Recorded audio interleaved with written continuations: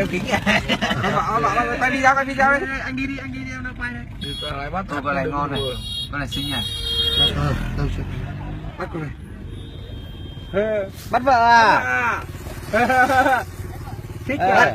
Đấy chưa? Bắt này là vợ. Bắt được chưa? Chưa, cố bắt lên, cố bắt lên nhá. Bắt được. Lên xe này về đi. Nào bắt về đi về làm vợ chồng ấy. Bắt về đi, cho lên xe đi. Không bắt người khác bắt đấy, xinh gái.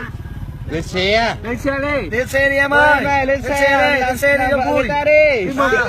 Mông to. Lên xe đi, nhanh lên. Không biết vợ này bao tuổi không biết. Nào lên đi. Lên xe đi, cho lên xe đi nhanh lên kìa. Mấy biết múa là mà mấy biết múa mà Mày biết múa. Mày biết múa rồi, cho mày vào. Đúng rồi. Thằng kia con đeo kính nhìn chết nhỉ. Nào lên xe đi về đây. À đi sau cũng được. Trèo lên. Đi Nào. Vỗ tay. Thành công. Đã hạnh phúc một đôi vợ chồng mới. Thế được.